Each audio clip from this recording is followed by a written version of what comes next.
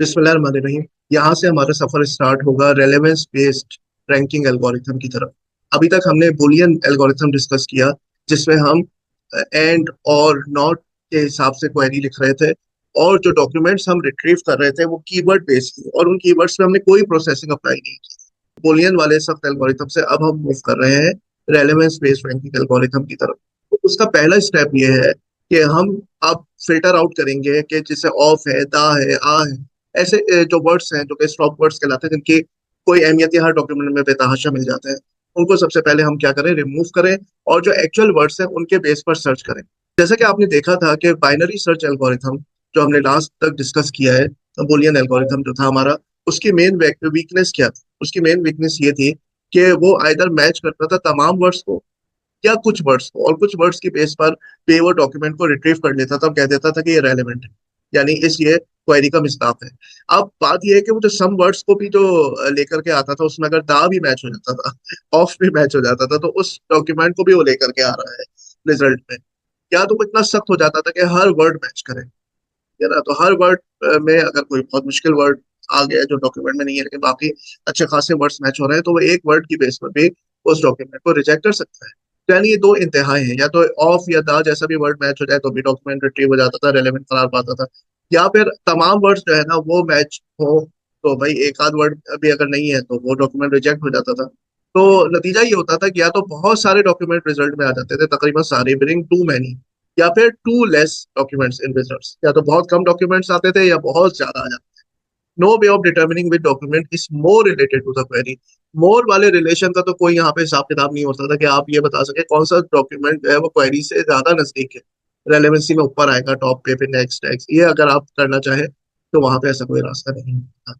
अब जो हम ये करने जा चाह रहे हैं, वो रिलेटेड मालूम करना चाह रहे हैं या अरेंज करना चाह रहे हैं, रैंकिंग करना चाह रहे हैं रिजल्ट्स की, तो उसका पहला कदम ये है कि स्टॉप वर्ड्स को रिमूव करिए जनाब।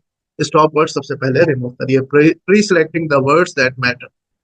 तो सबसे पहले आप उन वर्ड्स को सिलेक्ट कीजिए जो मैटर करते हैं, यानी स्टॉप वर्ड्स को रिमूव कर दीजिए, तो जो बचेंगे वो आपके वो वर्ड्स होंगे जिनकी बेस पर आपको सर्च।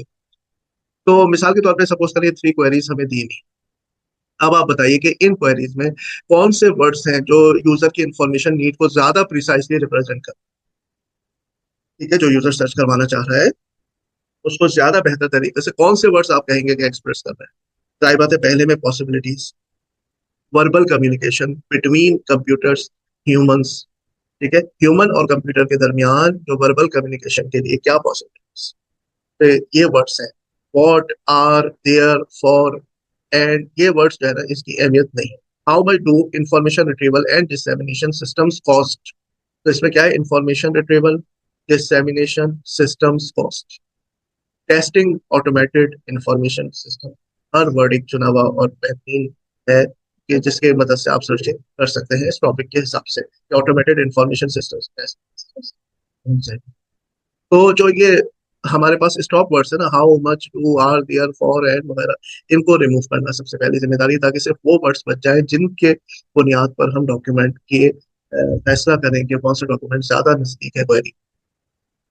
तो ये जो वर्ड्स हैं, यानी जैसे दा है और एट है, इन है, ये जो वर्ड्स होते हैं ना, ये फंक्शन वर्ड्स कहलाते हैं इंग्लिश में। Most of the words don't have a particular meaning of their own. अक्सर वर्ड्स जो होते हैं उनके अपने कोई मायने नहीं होते, बल्कि वो किसी फंक्शन को रिप्रेजेंट कर रहे होते हैं, rather they express a function.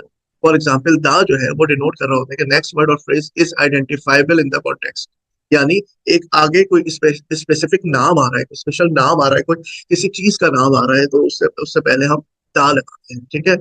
और एट और इन जो है, ये लोकेशन और टाइम के बारे में इंफॉर्मेशन बताने से पहले ये चीज लगाई जाती है। विच और वॉट जो है वो हम बिगिनिंग पे लगाते हैं, जो ताकि ये जो है क्वेश्चन की शक्ल इख्तियार। तो लिंग्विस्टिक टर्म्स में ऐसे वर्ड्स को हम फंक्शन वर्ड्स कहते हैं, जो कि दरअसल किसी और वर्ड के लिए इंफॉर्मेशन का बायस बन रहे होते हैं, ठीक है, तो अपने खुद कोई स्पेसिफिक मायने नहीं रखते।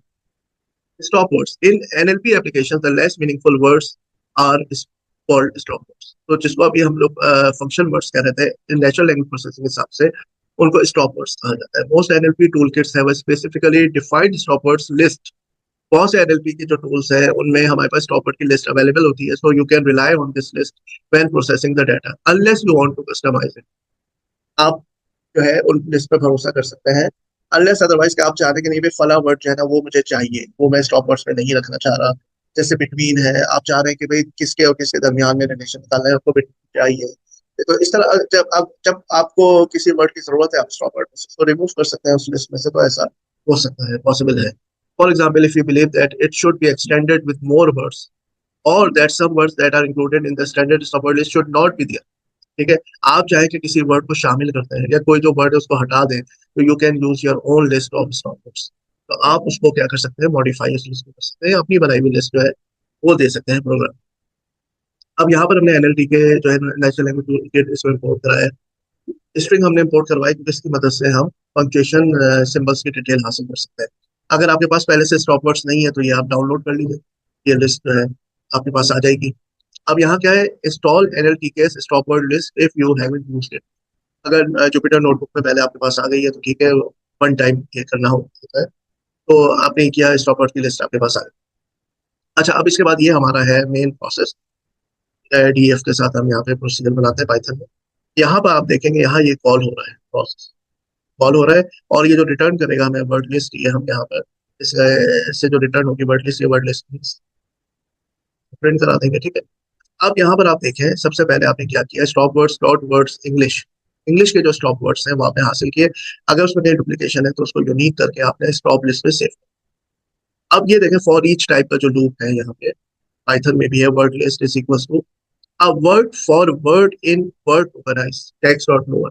सबसे पहले आपने ये किया कि जो टेक्स्ट आपको यहाँ पे हासिल, उसको लोअर केस में कन्वर्ट किया, उसको आपने स्पेस के हिसाब से अलग अलग कर। ठीक है, और उसमें से एक वर्ड आपने लिया, पहला वर्ड लिया, और चेक किया if not word in stop list, अगर वो वर्ड जो है स्टॉप लिस्ट में नहीं है और पंक्चुएशन में भी नहीं है, स्ट्रिक्ट और पंक्चुएशन में, तो उस वर्ड को आप वर्ड लिस्ट में सेव। ठीक है, तो ये कंडीशन सेटिस्फाई होगी तो ये वर्ड जाके इस वर्ड लिस्ट का हिस्सा बनेगा। अदरवाइज अगर ये यहाँ पे एंड लगा हुआ है, या तो पंक्चुएशन साबित हो जाए या वो वर्ड स्टॉप लिस्ट में हो, ये जो आपने स्टॉप लिस्ट है स्टॉप लिस्ट, या तो वर्ड उसमें हो या पंक्चुएशन हो, तो वो फिर वर्ड लिस्ट में ही जाए। ठीक है, तो इस वर्ड का इस लिस्ट में जाना इस कंडीशन पर बेस करता है। तो एक एक वर्ड करके आप वर्ड टोकनाइज की मदद से एक एक वर्ड हासिल करते रहेंगे और उसके बारे में फैसला करके, अगर वो स्टॉप लिस्ट में नहीं हुआ, पंक्चुएशन में नहीं हुआ, तो वर्ड लिस्ट जाएगा। जब आपके सारे वर्ड्स प्रोसेस हो जाएंगे यहाँ पे और ईच के लूप में, तो फिर आप रिटर्न कर देंगे वर्ड लिस्ट को, और वो जाके यहाँ पे वर्ड लिस्ट ही सेव हो जाएगा। आप यहाँ पे कोई और नाम भी दे सकते हैं, फिर आप उसको प्रिंट करवा लें। तो only add the words if they are not included in the stop list and are not punctuation marks। इसकी डिस्क्रिप्शन है। और यहाँ पे आपने check the results of this pre processing step on some documents of it. तो हमने सिर्फ एक ही डॉक्यूमेंट इसके हवाले किया, वैसे तो हमारे पास 14 16 हम ठीक, उसमें से एक डॉक्यूमेंट हमने इसके हवाले किया और फिर यहाँ हवाले किया। तो इसका आउटपुट कैसा होगा, ये है हमारा डॉक्यूमेंट नंबर। ठीक है, और जब इसके बाद हमें ये हासिल होता है, तो आप देखें इसमें से ऑफ गायब है, सदा गायब है। ठीक है, कॉमा जो है ये हमारे पास यहाँ पर गायब है। और ये देखें ना, कॉमा रोमी, ये जो ऑथर है, ये जेपी आया, इसकी वजह से सेपरेट हो गई ये वर्ड। और द गायब हो गया, प्रेजेंट आया, स्टडी आया, इस आ गायब हो गया, हिस्ट्री आया। तो इस तरह से ये हमारे पास वर्ड्स है हस्ब है। इसकी बुनियाद पे अब हमारे पास जो वर्ड्स आ गए हैं वो तादाद में भी कम है, और वो इम्पोर्टेंट वर्ड्स हैं जिसके बेस पर अब हमें यहाँ पे